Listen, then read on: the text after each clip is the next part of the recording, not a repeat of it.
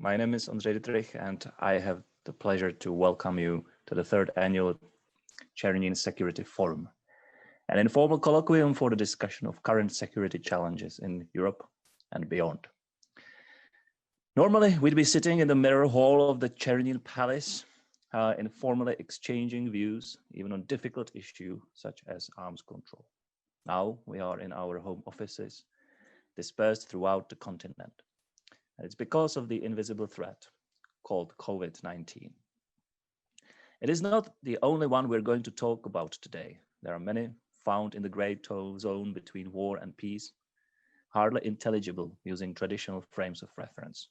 Terrorism, influence campaigns using modern means, or adverse effects of climate change.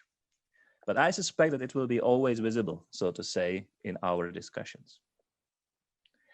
The issue of visibility is an intriguing one.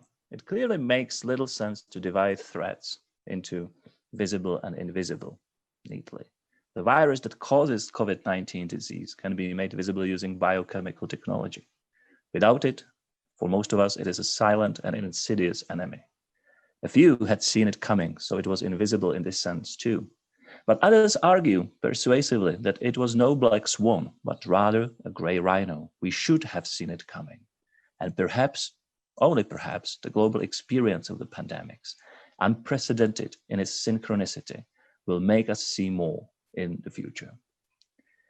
Seeing threats in the future, seeing them materialize, detecting them early on and bracing ourselves, put in place prevention or at least resilience strategies, is clearly of great values for competent policy making. But what about not only the failure to see, but the failure to see clearly or right, seeing threats where they are not, or paying disproportionate attention to threats that are magnified by distortions, ideologically narrowed vision, for example? Can threats become what they are only because we see them? Think of the Thucydides trap and the credence the hegemonic war theory has these days. Can it not only foresee, but actually form the ways in which the geopolitical competition between the United States and China will play out? The point I want to make asking these questions is that the threats are not just out there waiting to be seen, to be discovered. Our sight is formative not only of the way we respond to them, but also of how we frame them in the first place, which delimits the space of our political responses. We don't make up the threats, but we do make them intelligible. Seeing at all and seeing well is a competence that is essential for prudent, measured policies. And independent expertise is essential for the flexible policymaking that is necessary to tackle the complex threats of today.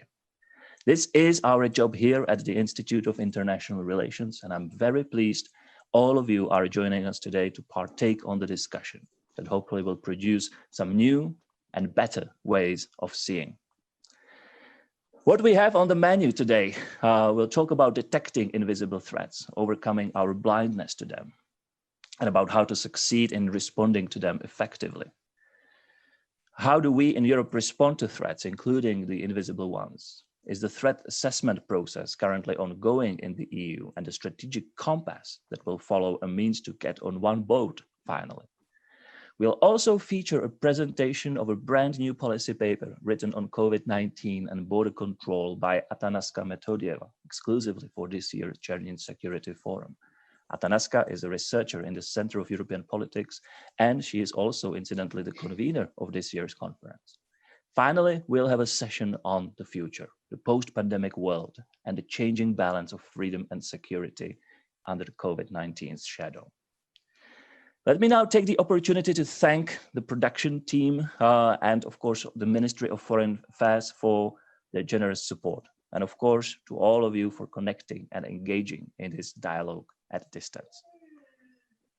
Now I have the pleasure to introduce our keynote speaker, Rafal Rohozinski, co-founder and principal of the SecDev Group, formerly of IISS and now with CIGA, working on digital security and digital resilience. Rafael is one of the foremost cyber experts out there, and we are very glad and proud and privileged to have him here. And I will now pass the floor to him. Thank you very much. Thank you, and good morning. And let me say what an honor it is to be asked to address this year's forum, albeit in this virtual way. As I sit here at 3 o'clock in the morning, quarantined in my house in Canada, I can't think there could be a more appropriate topic for this year's forum than anticipating invisible threats to global and European security. As Andre already said, COVID represents an unprecedented channel to the global system. And I think we'll be looking back at 2020 much in the same way as we did in the years following World War II, when the global order was transformed. Indeed, we may look back and remember 2020 as the year in which the long 20th century finally came to an end. Within a few short months, fundamental features of the global system, from international air travel to the supply chains sustaining trade, have been radically fragmented and reordered. While a small number of countries have recovered relatively quickly, most have had to close their borders to everyday life and are being profoundly disrupted by enclosures and lockdowns. The economic costs are severe and only just getting started. The World Bank is projecting a decline of over 5.2% in global GDP, and international trade is going to contract by about 30% in 2020, according to the WTO.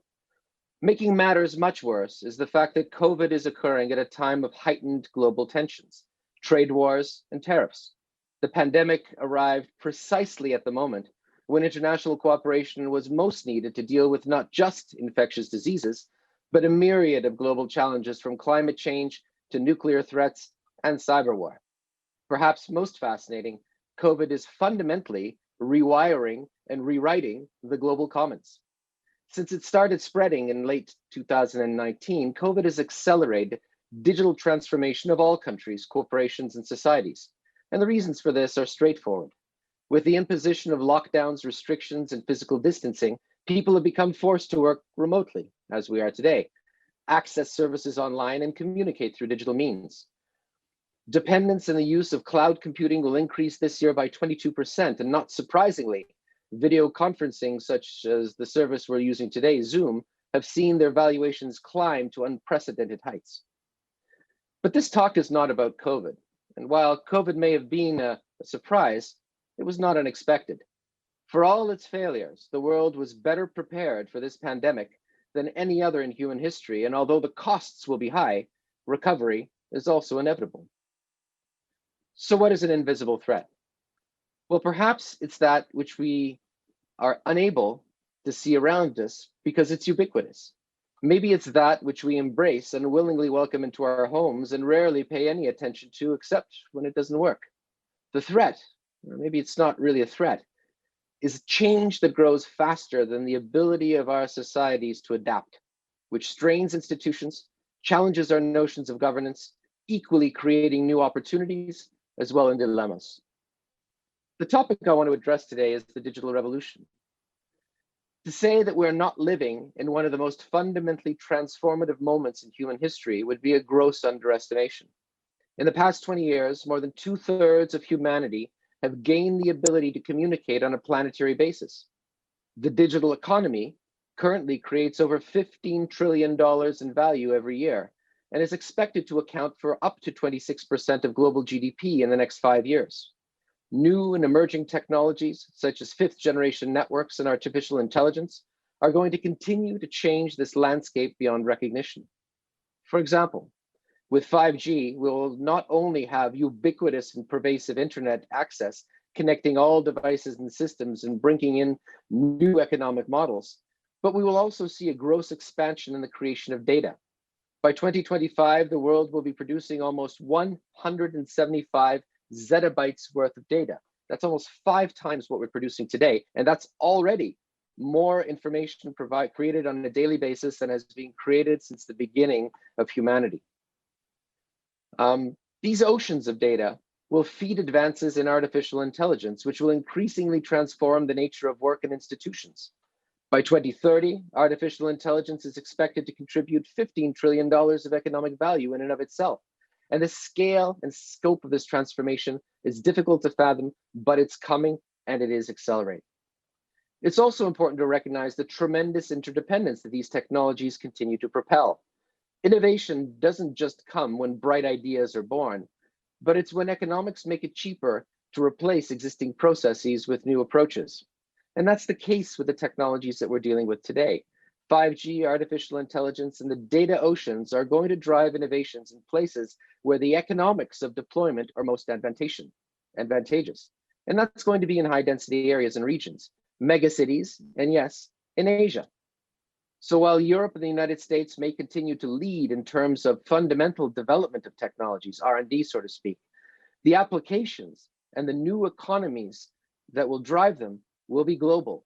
And at best, Europe and North America will become participants and consumers of the next wave of innovation that will be largely centered in Asia. So why is this important? Well, there are at least three important geostrategic dimensions to consider in terms of the impact of the digital revolution. And the first, and maybe most important of these, is that we have built a geopolitical edifice on foundations of sand.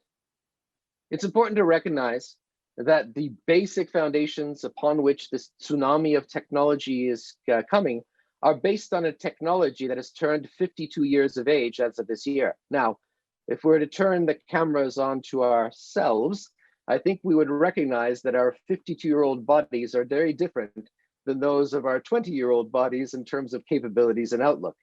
And this is particularly true for the internet, which was never built for security in mind.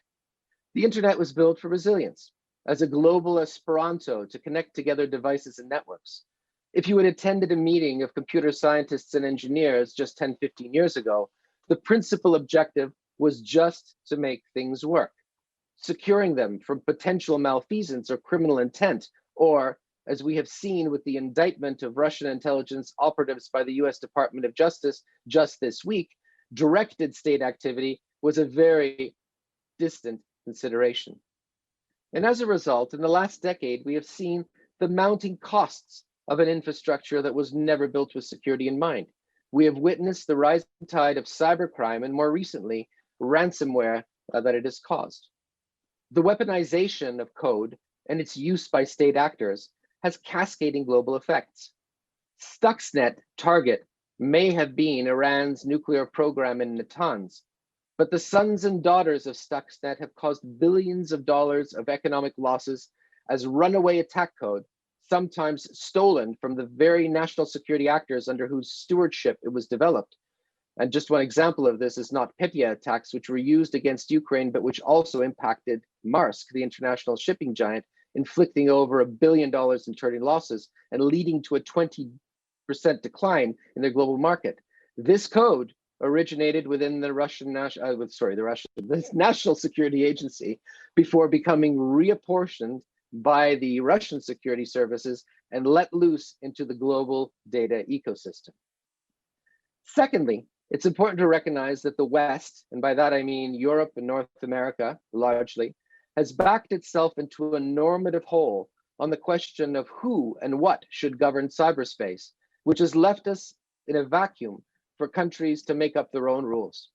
Now we need to go back to 1995 to remember why the so-called like-minded countries adopted a position that avoided putting the internet under an instrument like the United Nations or a specialized agency like the International Telecommunications Union.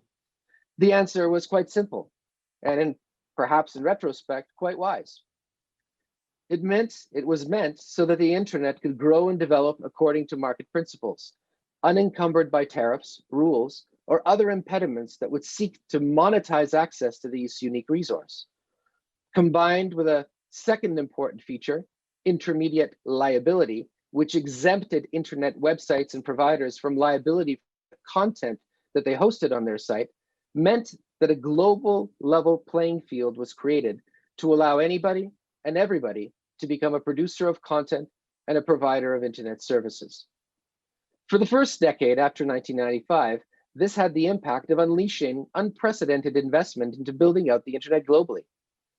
In its first 2.5 decades, the internet grew from less than 0.4% of the world's population in 1995 to over 62% of all humanity today. But as the internet grew, so did its social and political impact. Websites were no longer just places where people went to share photographs with friends, find information for a school paper, or spend hours looking for the cutest picture of a cat. The internet became a reflection of society itself, the good, the bad, and sometimes the just strange. The internet also became, importantly, a place where money was made, and the biggest source of that money was in the monetization of the one resource the internet created, and that is data. Social media platforms, search engines became the backbone of a new surveillance economy that harvested the data and created economic value by repurposing it in order to create a basis for better targeting of consumer needs. And as the adage goes, if something is free, then you are the product, became the basis of the global internet economy. Now, this had several consequences. Targeting people's needs is not just about showing them the pair of sneakers that they want to buy. It's also reflecting back at them the political values, beliefs, and hopes they would like to aspire to. Content could create echo chambers. And importantly, it could also create bridges between extreme views that individually were statistically insignificant, but amplified to the level of hundreds of millions of connected individuals became the basis for new beliefs and new social movements. Now, this emergence of the internet as a social and geopolitical force started to raise questions of whether the original architecture for governance, which was so wildly successful from 1995 and leading to its global expansion, was still fit for purpose. Whether in its place, we needed something different, something new, something that could establish and ensure that the same social norms that maintain the balance within societies and political systems could also be applied within the new emerging online world. The first calls for some rethinking of governance of the internet. The first calls for rethinking the governance of the internet came from countries like Russia and China, countries for which their own historical reasons understood and appreciated the importance of informational sovereignty, or the ability to subordinate national information assets to national laws and jurisdictions. Now, while their position may have been, and I think would say to date, very self-serving, and in some respects a mechanism for maintaining the political status quo, the principle that the accountability for actions occurring in cyberspace should rest somewhere other than global technological platforms where most of the activities that occur, and should have some element of national sovereignty, or at least a consensus of what is acceptable behavior, is logical and an important one. Imagine for a minute that in the last 2 decades, rather than seeing the emergence of the internet, we were talking about the rapid expansion of air travel. But at the same time, there was a resistance to create air traffic control or to agree on international coordination of exactly how the movement of people and goods through the air should take place. Well, this is more or less the situation that we currently have with the governance of cyberspace. Or look at it in a different way. The last time we had a major technological breakthrough after the launch of Sputnik, we saw the emergence of a UN office to oversee a full-blown treaty for the governance of outer space within 10 years. In the last 30 years, we have not seen the same for cyberspace. Third, the absence of these rules have also created additional instabilities in the international system. Now, we see this as an absence of an international convention that would define or police what is cybercrime. The nature of the internet, global as it is, means that crimes can be committed in one place, affecting populations in an entirely different place. And this has created a perfect storm for cybercrime, which has been the dark side of the ascendance of the internet as an operating system for globalization, including cybercrime, including ransomware attacks against critical infrastructure. Hospitals, companies, and government services are soaring, particularly under COVID, when these infrastructures have become far more digitally exposed. As just one example, in August, the entire border and customs service of Argentina was locked down by a ransomware attack. The other impact has been that states have felt free to weaponize and use cyber-based weapons as an instrument of national power, free from the constraints of those activities being classified as either an act of war under the laws of armed conflict. By some accounts, almost 100 states are currently in possession of cyber weapons, and those that do not can rapidly procure code and repurpose it, as was the case in 2014 when North Korea used off-the-shelf cybercriminal techniques and code to mount a significant attack against Japan's Sony Pictures, ostensibly as retribution for a poorly made film that made fun of North Korea's leadership. But weaponized code is not the only way in which power can be projected through cyber means.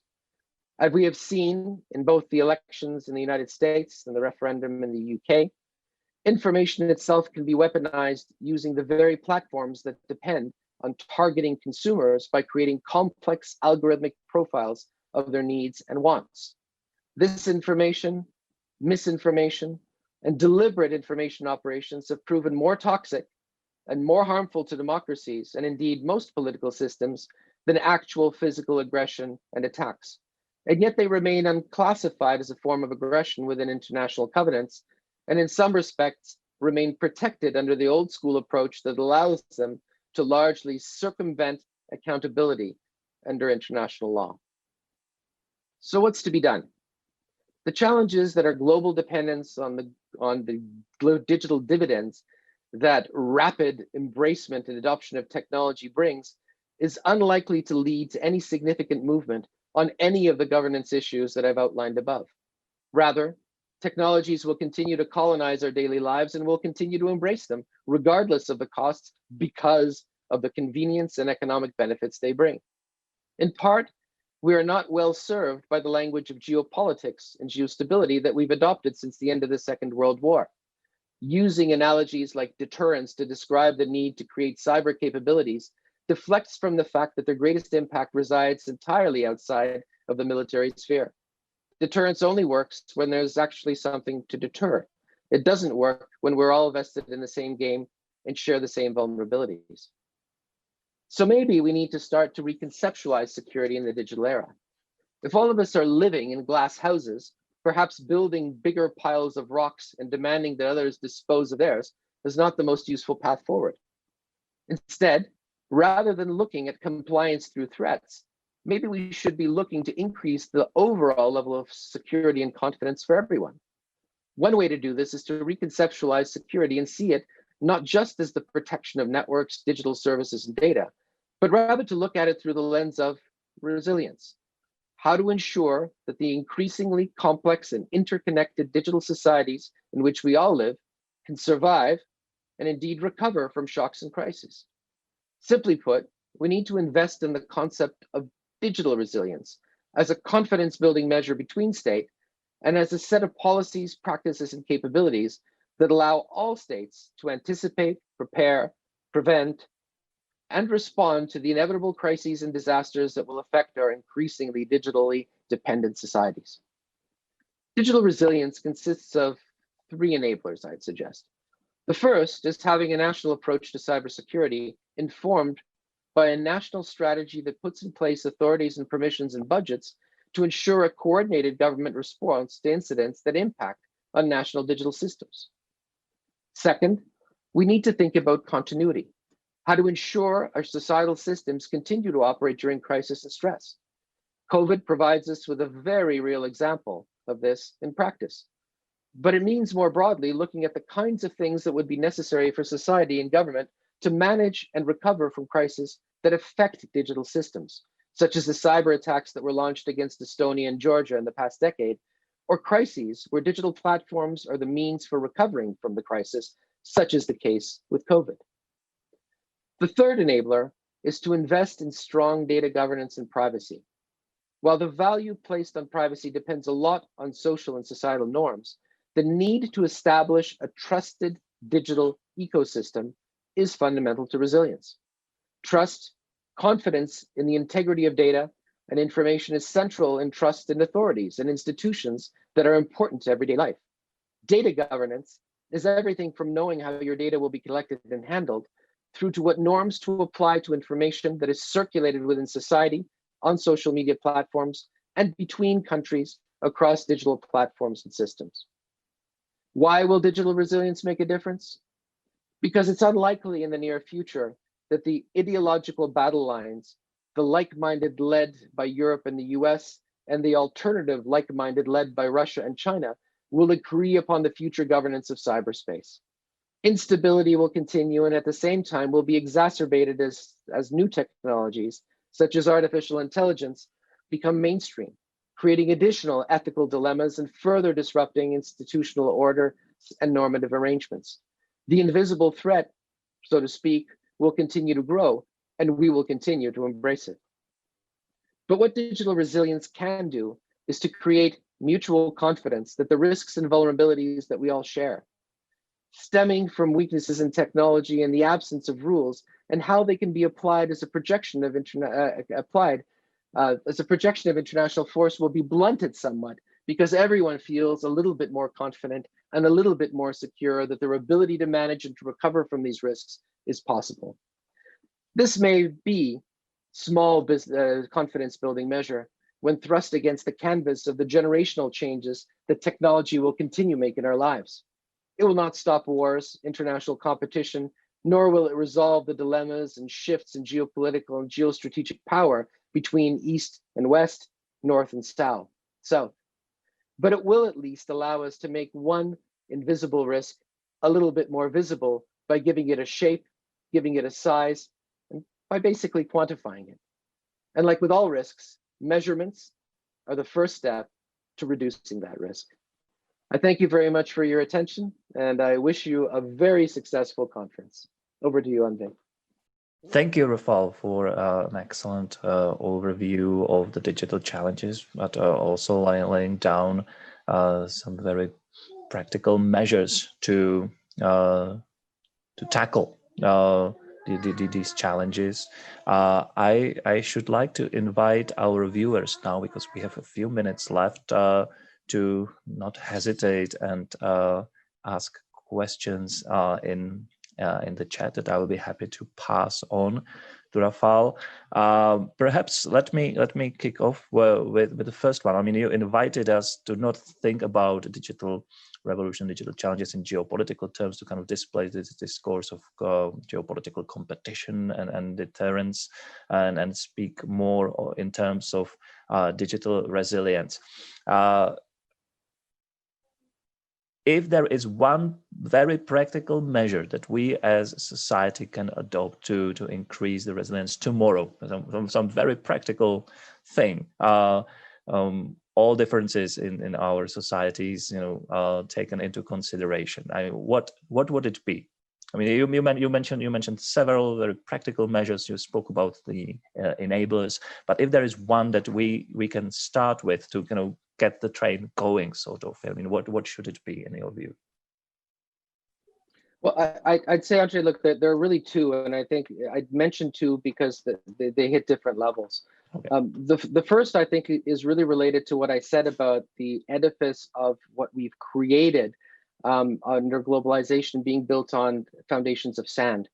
Cybersecurity is probably absolutely foundational to being able to reduce risk. And unless you're able to quantify your value at risk, have a national strategy and approach to being able to address that, both in terms of protection of data systems, but also in terms of protection of national and digital space, I think you're very much putting things at risk in ways that we've seen so evidently, both in the way that ransomware has impacted on business, but also in the way that disinformation has, for example, impacted on internal political processes. But linked to that is the second one, and that is that I think that we, broadly speaking, as the sort of European, American, or North American alliance, what I call the like-minded, have to start thinking about how we're going to reconceptualize governance of global commons. That simply saying, that the status quo is good enough doesn't work. The status quo may have worked when only a small percentage of people and some subset of society was online. But the moment that you start having, 62, 72, 82% of society online, you actually are talking about a reflection of society. And I don't think that we could imagine, for example, society without policing, society without public health, society without some kind of ground rules that are established by a majority and given a form of recourse. I mean, there's an interesting analogy here. When automobiles were first introduced into the roadways of the United Kingdom in the early part of the last century, it wasn't the government that was responsible for traffic signs and traffic regulations. It was the Automobile Association, because at that time it was felt that only owners of automobiles had enough knowledge to know what kind of rules that they should follow. Now, of course, that's nonsense looking at it back at it from the point of view of history, but self-governing internet is kind of like the Automobile Association controlling cyberspace. And I think that needs to change. So thinking creatively about reconceptualizing that, preserving the values that I think have made the internet so important from an economic, social, and political point of view, but at the same time recognizing that there is a role for public authority, for rulemaking, to make the space more predictable and much less of the kind of global Wild West that we see today. Thank you very much. Our time is up, unfortunately. I'm sure it will be thrilling, at least for me and our viewers, I hope as well, to continue this conversation. But our time is up, and let me therefore thank you very much, Rafal, for staying with us this late or waking up early. It's hard to say given the hour, but thank